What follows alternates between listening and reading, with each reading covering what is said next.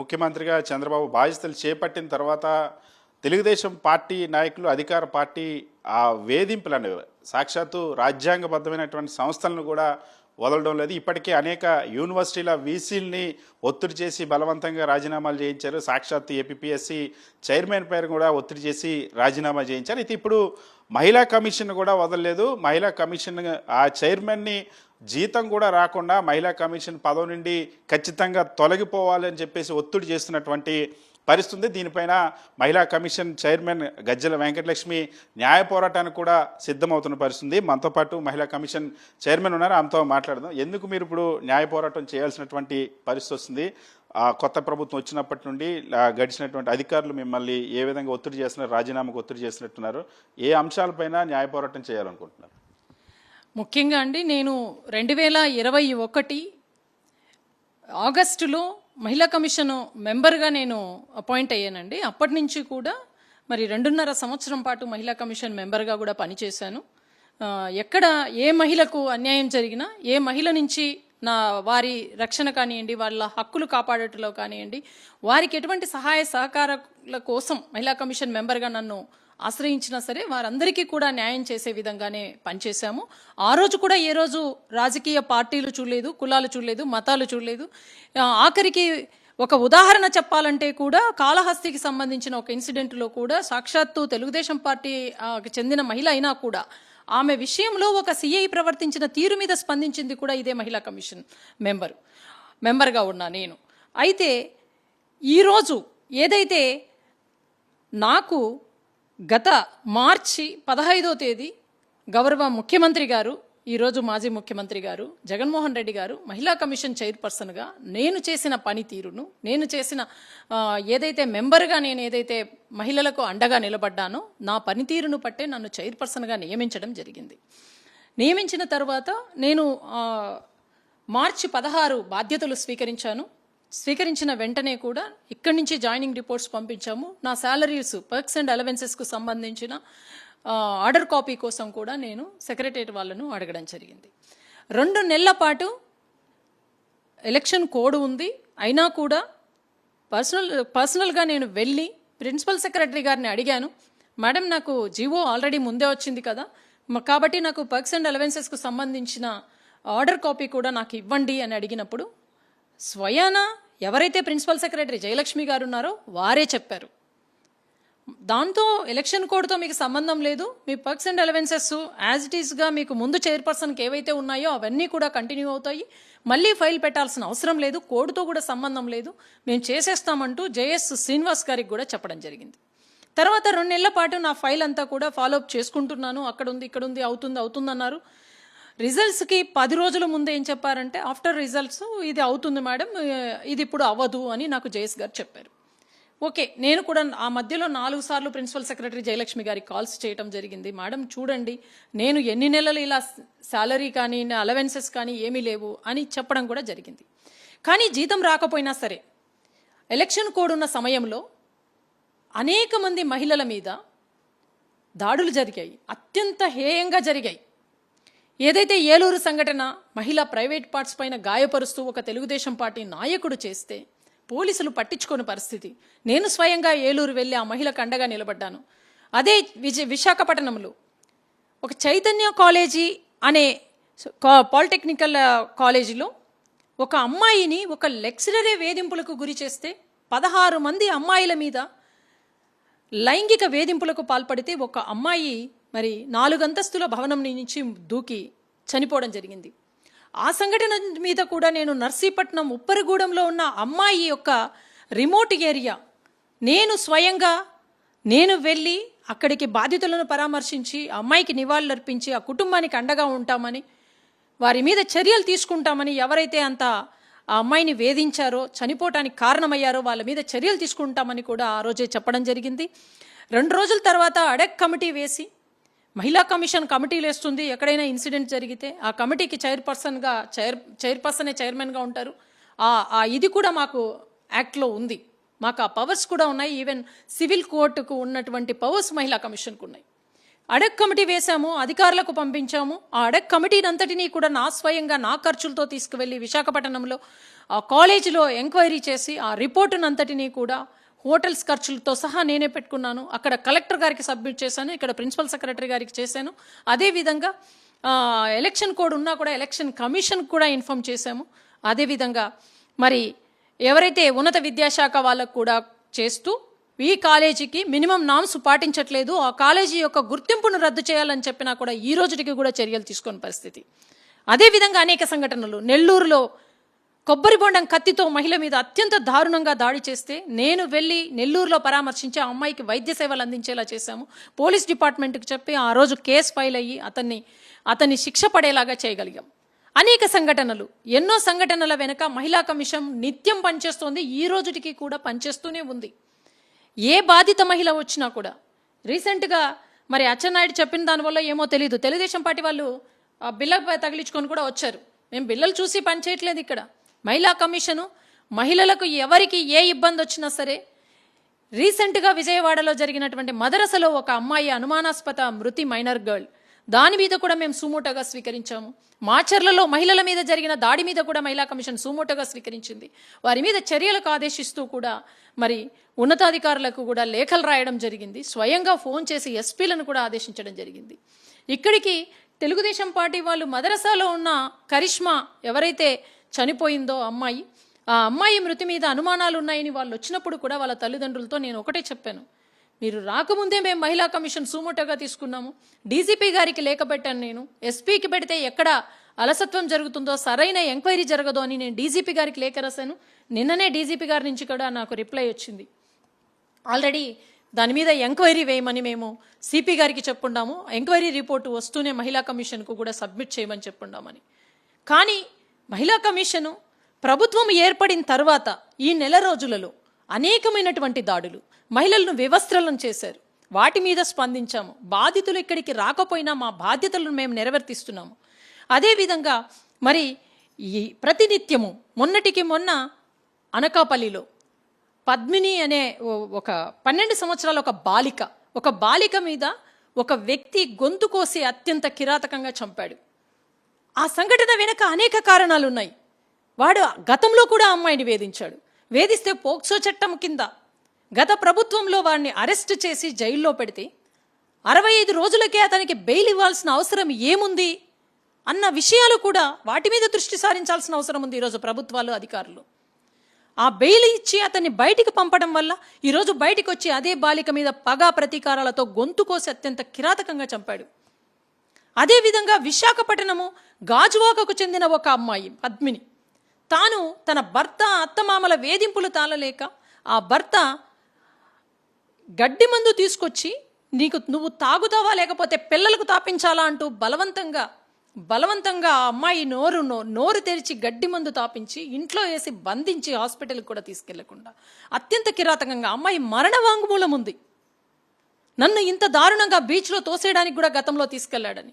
వాటి మీద చర్యలు లేవు. వాటి మీద ఎక్కడా కూడా చర్యలు తీసుకోవట్లేదు. మహిళా కమిషన్ స్పందిస్తోంది. ఆ ఘటనను కూడా మేము తీసుకున్నాం. మా మెంబరు అక్కడ ఎవరైతే గడ్డం ఉమా అనే మెంబర్ను పంపించాను. అదేవిధంగా అనకాపల్లి ఇన్సిడెంట్లో కూడా మహిళా కమిషన్ నుంచి మెంబర్ వెళ్ళింది. అదేవిధంగా ఇక్కడి నుంచి మేము కూడా అధికారులకు ఎప్పటికప్పుడు దాని మీద ఎంక్వైరీ చేయాలని, యాక్షన్ టేకన్ రిపోర్ట్ అన్నవి పంపాలని మేము నిత్యం ఆదేశిస్తూనే ఉన్నాం.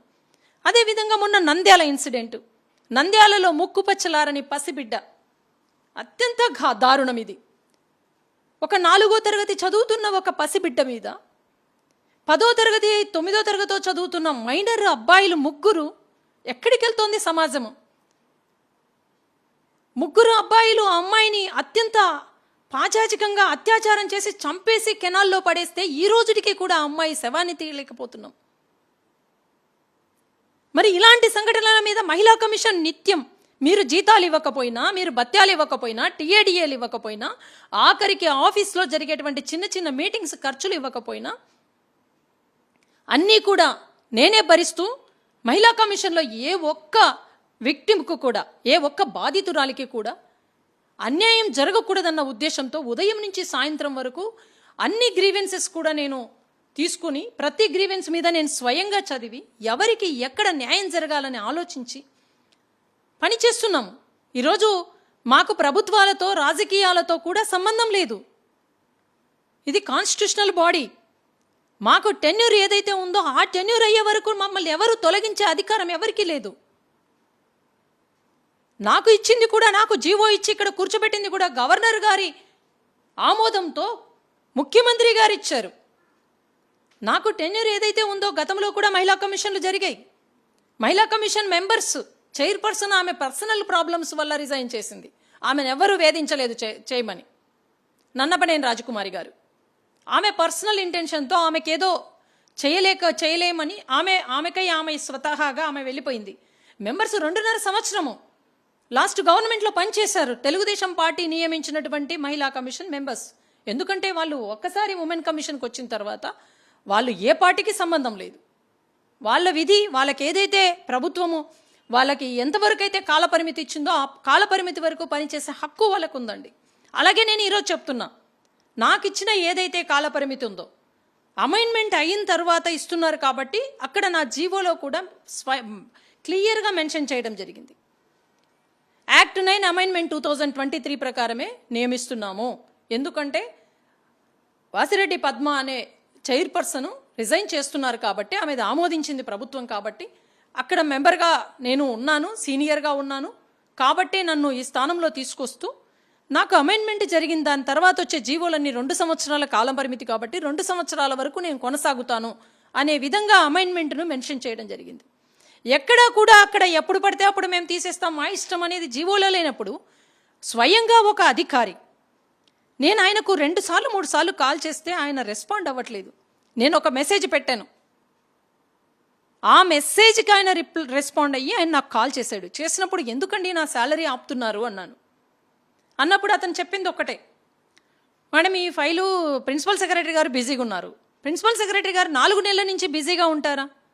శాలరీ చేయాల్సిన ఫైలు చూడాల్సిన బాధ్యత ఆమె మీద ఉంది కదా.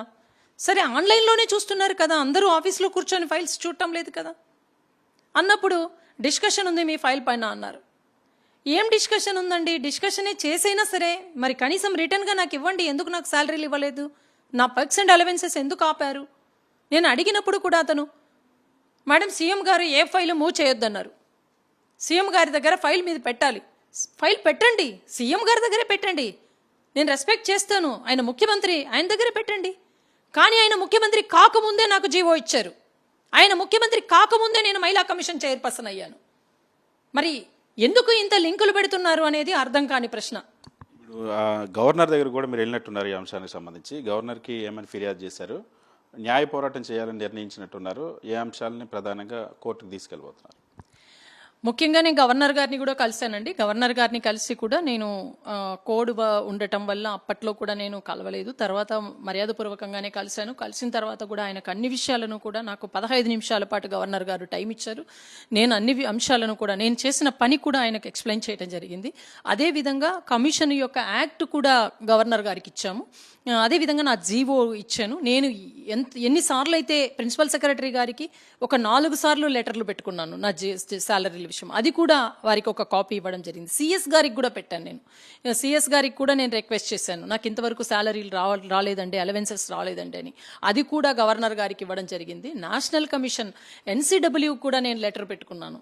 కాబట్టి ఎందుకంటే న్యాయం జరగనప్పుడు అన్ని వైపులా బాధితులు, మహిళా కమిషన్ చైర్పర్సన్కి మహిళలు బాధితులుగా వస్తున్నారు, కానీ మహిళా కమిషన్ చైర్పర్సన్ కూడా ఒక బాధితురాలుగా మిగిలిపోయింది. కాబట్టి ఈ విషయంలో నేను ఏ ప్రయత్నాలు చేయాలో అవన్నీ గవర్నర్ గారికి చెప్పినప్పుడు కూడా గవర్నర్ గారు కూడా దీని మీద తప్పకుండా చూస్తాము, మేము కూడా దీని మీద ఇది అయ్యేటట్టుగా చేయమని కూడా నేను కూడా ఒకసారి చెప్తాను అని నాకు మాట ఇచ్చారు. సో నేను గవర్నర్ గారికి కూడా చెప్పాను కాబట్టి నేను ఒక 10 రోజుల పాటు నేను దాని గురించి కూడా ఎక్కడా కూడా వదిలేశాను. ఎందుకంటే గవర్నర్ గారి మాట అయినా వింటారేమో, నాకు న్యాయం జరుగుతుందేమో అని.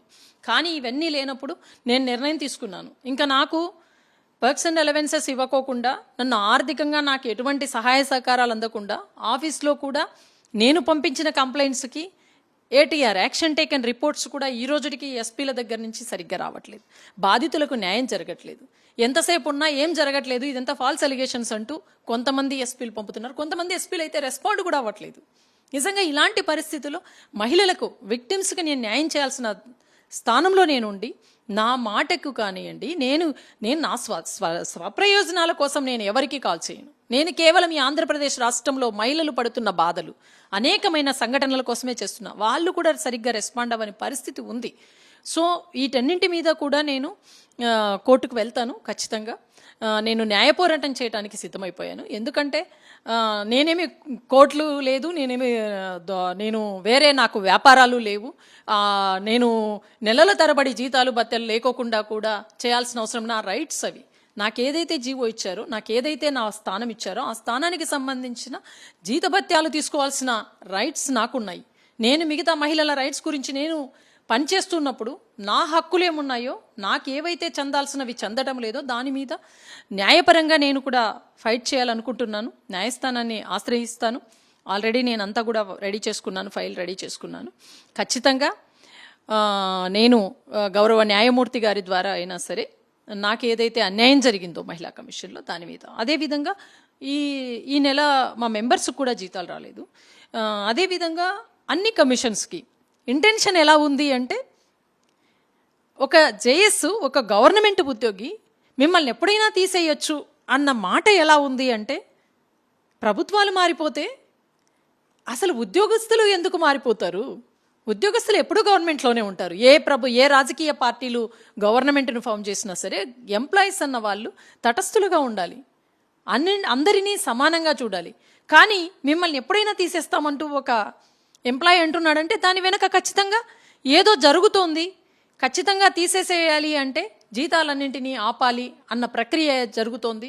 అదేవిధంగా ఎవరికి మేము చేసే పనిని కూడా ఎవరు సహాయ సహకారాలు అందించకపోతే కూడా మేము ఇబ్బంది పడే పరిస్థితికి రావాలని ఇవన్నీ చేస్తున్నారు. కాబట్టి ఈ వేధింపులన్నింటికీ ఫుల్ స్టాప్ పడాలి. మేము మహిళా కమిషన్ చైర్పర్సన్గా నేను మీ బెదిరింపులకి, మీ యొక్క ఇలాంటి వాటికి నేను భయపడే ప్రసక్తే లేదు. ఏదైతే నా జీవో ఉందో, నాకు ఏదైతే టెన్యూర్ ఉందో ఆ టెన్యూర్ అయ్యే వరకు నన్ను ఎవ్వరూ తీసే హక్కు ఎవరికీ లేదు. కాబట్టి నా జీతాల కోసం నేను ఫైట్ చేస్తాను. ఏ కమిషన్కు కూడా ఈ నెల జీతాలు పడలేదు. సో వాంటెడ్గా కమిషన్స్ను, ఆఖరికి రాజ్యాంగబద్ధమైనటువంటి పదవులలో ఉన్న వాళ్ళను కూడా ఇలా ఇబ్బంది పట్టడం తగదు అని నేను చెబుతూ, ఖచ్చితంగా ముఖ్యంగా మహిళల కోసం పనిచేసే మహిళా కమిషన్ ఇబ్బంది పెట్టడం అయితే మాత్రం నిజంగా ఇలా అవుతుంది అనుకోలేదు నేను. ప్రభుత్వం ఏర్పాటవుతానే ఖచ్చితంగా ఫైల్ పెడతారు. ఎందుకు ఆడపిల్లలు? గతంలో నేను ఇక్కడ ఒక విషయాన్ని మేము మీతో పంచుకోవాలనుకుంటున్నా. గతంలో మెంబర్స్గా ఉన్న వాళ్ళు తెలుగుదేశం పార్టీ అంటే గత జగన్మోహన్ రెడ్డి గారి గవర్నమెంట్లో కూడా తెలుగుదేశం పార్టీకి చెందిన మెంబర్స్ ఇక్కడ పనిచేశారు. వాళ్ళు వెళ్ళి తెలుగుదేశం పార్టీ అఫీషియల్గా రాజకీయ పార్టీ మీటింగ్లో పార్టిసిపేట్ చేశారు. ఆ ఫొటోస్ కూడా ఉన్నాయి. అక్కడ కండువా వేసుకొని పార్టిసిపేట్ చేశారు, మామూలుగా కూడా కాదు. అక్కడ ఉపన్యాసం ఇచ్చారు, రాజకీయ ఉపన్యాసం. అవన్నీ చూసి కూడా గౌరవ ముఖ్యమంత్రి గారు ఆ రోజు జగన్మోహన్ రెడ్డి గారు దృష్టికి తీసుకువెళ్ళినా కూడా కొందరు ఆడబిడ్డలు వాళ్ళ మీద ఏంది మన ప్రతీకారము, వాళ్ళకు ఎంతవరకు కాలపరిమితి ఉంటే అంతవరకు వాళ్ళను ఉంచండి, వాళ్ళ మీద ఇలాంటివన్నీ చేయకండి, వాళ్ళు గౌరవంగా వాళ్ళు ఉన్న టైం వరకు వాళ్ళు గౌరవించాల్సిన బాధ్యత మన మీద ఉంది అని ఆ రోజు చెప్పిన గొప్ప వ్యక్తి. అలానే అందరూ ఉండాలని కోరుకుంటున్నాము. మరి ఆ విధంగా ఉండాలని కోరుకుంటూ ఖచ్చితంగా సహజంగా మహిళలకు సంబంధించినటువంటి హక్కుల పైన బాధిత మహిళలకి అండగా నిలిచి సహాయం చేసి వాళ్ళ హక్కులకి పరిరక్షణ కోసం పనిచేసేటువంటి మహిళా కమిషన్ చైర్పర్సన్ ఇప్పుడు తన హక్కుల కోసం గవర్నర్కి ఫిర్యాదు చేశారు, అధికారులకు ఫిర్యాదు చేశారు. ఇప్పుడు సాక్షాత్తు కోర్టుకు వెళ్లాల్సినటువంటి పరిస్థితి. మహిళా కమిషన్ చైర్మన్గా ఎట్టి పరిస్థితుల్లో 4 నెలల నుండి జీతాలు చెల్లించకపోవడమే కాకుండా మహిళా కమిషన్ ఇచ్చేటువంటి ఆదేశాలకు కనీసం స్పందించినటువంటి పరిస్థితి. ఒక్క చైర్పర్సన్ కాదు, కొత్త ప్రభుత్వం వచ్చిన తర్వాత ఈ నెలలో మహిళా కమిషన్ సభ్యులు ఎవరికి కూడా జీతాలు రాకుండా, అదేవిధంగా ఇతర రాజ్యాంగబద్ధమైన సంస్థలు ఉన్నటువంటి సభ్యులు ఎవరికి కూడా జీతాలు చెల్లించకుండా ఒత్తిడి చేసి ఎలాగైనా సరే ఈ సీట్ల నుండి ఖాళీ చేసి పంపాలన్నటువంటి ఒక దురుద్దేశపూర్వకమైనటువంటి ప్రయత్నం జరుగుతుందని చెప్తాను. కానీ ఎట్టి పరిస్థితుల్లో కూడా మహిళా కమిషన్ చైర్పర్సన్ మాత్రం తాను ఈ విషయంలో వెనక్కి తగ్గేది లేదు, న్యాయ పోరాటం చేసి తీరుతాము. ఇందులో రాజ్యాంగబద్ధమైనటువంటి వ్యవస్థల్లోనూ రాజ్యాంగబద్ధమైనటువంటి సంస్థల్లోనూ ప్రభుత్వాలు ఇతర ఎవరో ఒత్తిళ్ళకి ఆ జోక్యానికి అవకాశమే లేదు. దీన్ని న్యాయ పోరాటం ద్వారా కూడా సాధిస్తామని చెప్పేసి మహిళా కమిషన్ చైర్మన్ గజ్జెల వెంకటలక్ష్మి చెప్తున్నారు. విజయ్ నరసింహతో సతీష్, సాక్షి టీవీ, మంగళగిరి.